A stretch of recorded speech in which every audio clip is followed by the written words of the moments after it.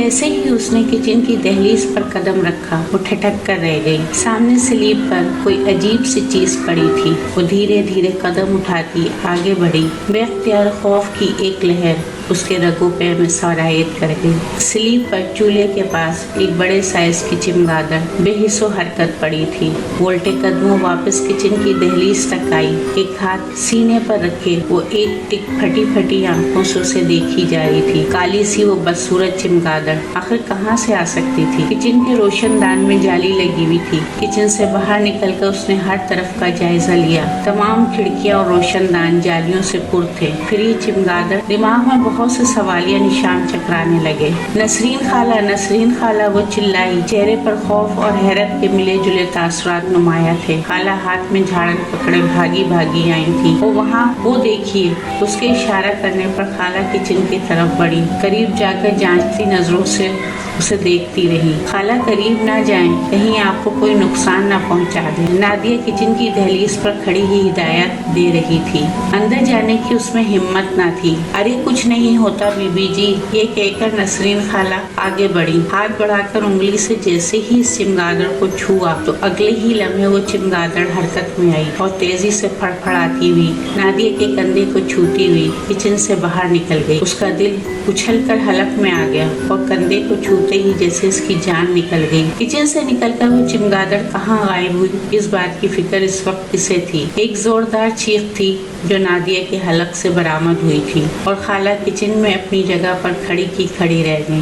اس نے فوراً احمر کو فون کیا مگر وہ اپنے باس کے ساتھ کسی میٹنگ میں مصروف ہونے کی وجہ سے فوراً نہ آ سکا۔ حواس کچھ بحال ہوئے تو اس نے خالہ کے ساتھ مل کر گھر کا کونا کونا چھان مارا مگر وہ چمگادڑ تو یوں غائب ہوئی تھی جیسے سرے سے وہاں آئی ہی نہ ہو۔ آخر چمگادڑ گئی تو گئی کہاں؟ تھک ہار کر وہ صوفے پر ڈھہ گئی۔ خالہ پاس ہی نیچے کارپٹ پر بیٹھ گئی۔ نہ جانے کہاں دفن ہوئی۔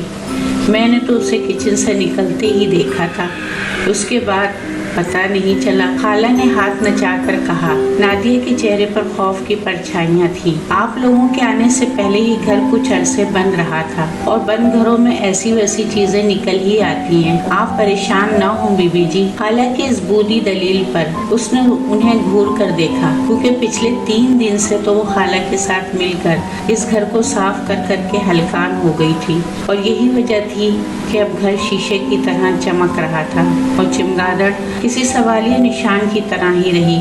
وہ کہاں سے آئی اور کہاں گئی یہ معمہ حل نہ ہو سکا۔ انہیں اس مکان میں شفٹ ہوئے 3 دن ہی ہوئے تھے۔ اندرونی شہر کے ایک بہتر محلے میں یہ مکان کافی سستے داموں مل گیا تھا۔ ابھی انہیں اس مکان میں آئے 1 دن ہی ہوا تھا جب اگلے دن صبح ہی صبح بیرونی دروازے کی گھنٹی بجی اور پھر دروازہ زور زور سے بجایا جانے لگا۔ ان کے اس گھر میں شفٹ ہونے کے بعد یہ پہلی اجنبی دستک تھی۔ کون؟ نادیہ نے دروازہ کھولنے سے پہلے پوچھنا ضروری سمجھا کیونکہ احمد اس وقت ناشتہ لینے باہر گیا ہوا تھا اور وہ گھر میں اکیلی تھی۔ دروازہ کھولے بی بی جی، میں ہوں نسرین، ایک شفیق زنانہ آواز آئی۔ اس نے سوچ کے انداز میں بند دروازے کو دیکھا۔ فی الوقت اس کے ذہن میں ایسی کوئی نسرین نامی خاتون نہ آ سکی جسے وہ جانتی ہو۔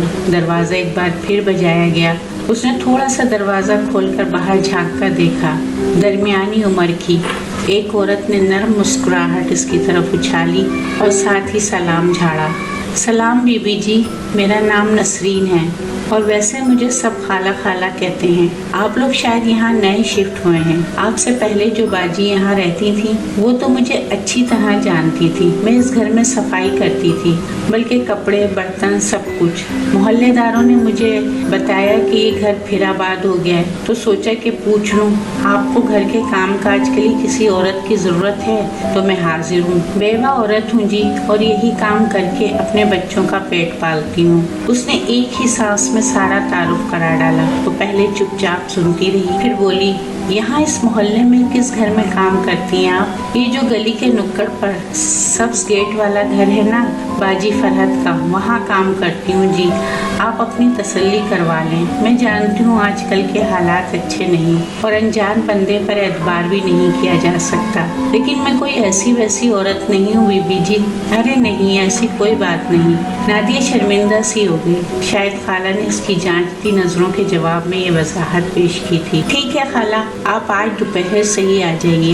ये कहकर वो दरवाजा बंद करके अंदर आ गई। वो औरत इसे शरीफ और जरूरतमंद लगी थी, मगर दिल ही दिल में उसने सोच रखा था कि वो फरहत बाजी की तरफ जाकर तस्दीक जरूर कर लेगी, क्योंकि आजकल के दौर में वाकई किसी पर एतबार करना मुश्किल था। दोपहर को खाला आ गई और बड़ी दिल जमई से उसके साथ सारा काम करवाया। शाम को वो इतना थक चुकी थी कि फरहत बाजी के घर जाने और उनसे नसरीन खाला की बाबत पूछने का टाइम ही ना मिला। सो उसने ये काम अगले दिन पर उठा रखा। अगले दिन अहमद के ऑफिस जाने के चंद घंटों बाद चिमगादड़ वाला वाकया रूनुमा हो गया, जिसे लेकर नादिया खासी परेशान थी। वैसे खाला एक बात बताएं, ये घर कब से बंद पड़ा था? किसी सोच के जेरे असर नादिया उनसे पूछ बैठी। काफी अरसे से बंद पड़ा था, कोई गाहक ही नहीं लगता था इसका। मोहल्ले वाले तो सब जानते ही हैं, क्योंकि अपनी ही रो में बोलते बोलते वो अचानक खामोश हो गई। नादिया चौंकी। क्या मतलब, क्या जानते थे मोहल्ले वाले? और आप अचानक कुछ बताते बताते रुक क्यों गई खाला? पता नहीं बीबी, आप ऐसी बातों पर यकीन करती भी हैं या नहीं, मगर हकीकत तो यही है कि चंद सानियों के लिए वो रुकी, फिर बोली, बस बीबी जी, यहाँ तो कई लोग आए और कई गए।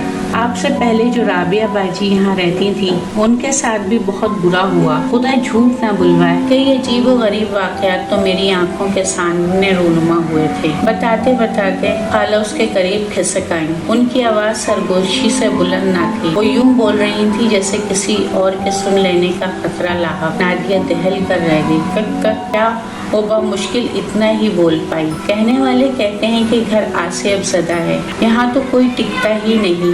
बड़े बड़े नुकसान उठाए जी लोगों ने जो यहाँ रह कर गए हैं। मैंने खुद अपनी इन गुनाहगार आंखों से देखा था। राबिया बाजी ने अपने तीनों बच्चे गंवा दिए। हाय बेचारी, मुझे तो बड़ा तरस आता था जी उनकी हालत पर। नीम पागल सी हो गई थी।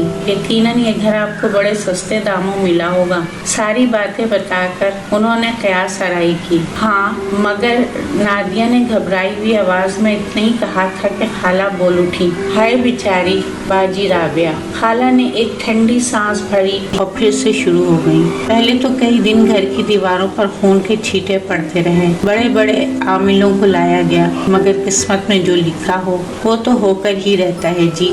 एक रात अचानक इनके तीनों बच्चे गायब हो गए। बड़ा बेटा 10 साल का था, उसके बाद बेटी थी 8 साल की और सबसे छोटा बेटा 5 साल का था। हाय मासूम बच्चे, आज भी सोचती हूँ तो कलेजा मुंह को आता है। क्या मतलब, क्या रातों रात तीनों बच्चे खुद ब खुद घर से गायब हो गए? नादिया आलती पालती मारे सोफे में धंस बैठी, खौफ से मजीद सिमट कर रह गई। एक हाथ सीने पे धरा था। अरे हाँ तो और क्या। सुबह उठकर दोनों मियाँ बीवी ने पागलों की तरह इन्हें ढूंढा, पूरा घर छान मारा, मगर बच्चे तो कहीं ना मिले। लेकिन घर के पिछले सहन का नक्शा ही और था। सहन में एक साथ कतार में 3 कब्रें बनी हुई थी। हाय नहीं, नादिया के मुंह से बेख्तियार चीख निकली थी। अरे आगे तो सुनिए बीबी जी। राबिया बाजी तो खौफ से वहीं बेहोश हो गई। उनके शौहर ने पागलों की तरह आगे बढ़कर कब्रें खोद डाली। उनके तीनों बच्चे कब्रों में मुर्दा हालत में पड़े थे। उफ, क्या कयामत थी जो इन दोनों पर टूटी थी। हर आंख अश्कबार थी। खुदा ऐसा दुख दुश्मन को भी न दे। खाला ने कानों को हाथ लगाकर कहा। और नादिया की तो वो हालत थी कि काटो तो लहू नहीं। उसने जिंदगी, बस बीबी जी सुना है कोई ऐसा जबरदस्त आसेब है यहाँ जो किसी को बसने भी नहीं देता, इस घर में बर्बाद करके रख देता है। खुदा आप लोगों को महफूज रखे। सुकड़ी सिमटी बैठी नादिया सांस रोके आंखें फाड़े खाला की बातें सुन रही थी। और जब बच्चों का पोस्टमार्टम करवाया गया तो یہ بات سامنے آئی کہ بچوں کی موت دم گھٹنے کی وجہ سے ہوئی ہے۔ او میرے خدا، تو کیا بچوں کو زندہ سلامت قبر میں گاڑ دیا گیا تھا؟ نادیہ کے منہ سے بے اختیار نکلا۔ ہاں جی، سب یہی خیال کرتے ہیں۔ اور بچوں کی المناک موت سے ایک دن پہلے میں نے رابعہ باجی کے بیڈ روم میں جو منظر دیکھا، میری تو جان نکل گئی جی۔ کیا دیکھا خالہ آپ نے؟ ایک صبح میں صفائی کرنے باجی کے بیڈ روم میں گئی تو کیا دیکھتی ہوں کہ عین بستر کے درمیان میں ایک کالا سر کٹا کتا پڑا تھا۔